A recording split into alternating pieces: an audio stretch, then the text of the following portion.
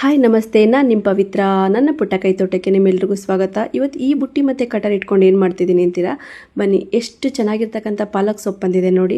Seeds ಹಾಕಿದೆ, ಇಷ್ಟು ಚೆನ್ನಾಗಿ ಪಾಲಕ್ ಸೊಪ್ಪು ಬಂದಿದೆ. ಫಸ್ಟ್ ಟೈಮ್ ಇದನ್ನು ಕಟ್ ಮಾಡ್ಕೊಂಡೋಗಿ ಫ್ರೆಶ್ ಆಗಿರ್ತಕ್ಕಂಥ ಜ್ಯೂಸ್ ಮಾಡೋಣ, ಪಾಲಕ್ ಜ್ಯೂಸು ಅಂತ.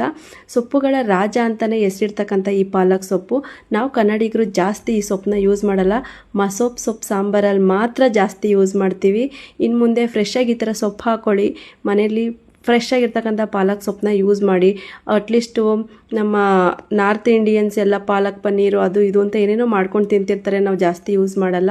ಬನ್ನಿ ಈಗ ಈ ಜ್ಯೂಸ್ ಮಾಡೋದು ಹೇಗೆ ಅಂತ ಹೇಳ್ಕೊಡ್ತೀನಿ. ಪಾಲಕ್ ಸೊಪ್ಪನ್ನ ಚೆನ್ನಾಗಿ ತೊಳ್ಕೊಂಡಿದ್ದೀನಿ, ಮತ್ತು 1-2 ಬೆಟ್ಟದ ನೆಲ್ಲಿಕಾಯಿ, ಆ್ಯಂಟಿಬಯೋಟಿಕ್ಕಾಗಿ ಅರಿಶಿನ ಅಂದರೆ ಹಸಿ ಅರಿಶಿನ, ನಿಂಬೆಹಣ್ಣು, ಪುದೀನ ಸೊಪ್ಪು ತೊಗೊಂಡಿದ್ದೀನಿ. ಇವಾಗ ಇದನ್ನು ಜ್ಯೂಸ್ ಮಾಡಿ ಇದಕ್ಕೆ ಲೆಮನ್ ಜ್ಯೂಸ್ ಮಾಡಿ ಈ ಒಂದು ಫ್ರೆಶ್ ಆಗಿರ್ತಕ್ಕಂಥ ಜ್ಯೂಸು ರೆಡಿ ಇದೆ. ಅದ್ರ ಜೊತೆಗೆ 2 ಖರ್ಜೂರ, ಲೈಕ್ ಬ್ರೇಕ್ಫಾಸ್ಟ್ ಟೈಪೇ ಆಗೋಗ್ಬಿಡುತ್ತೆ. Thank you.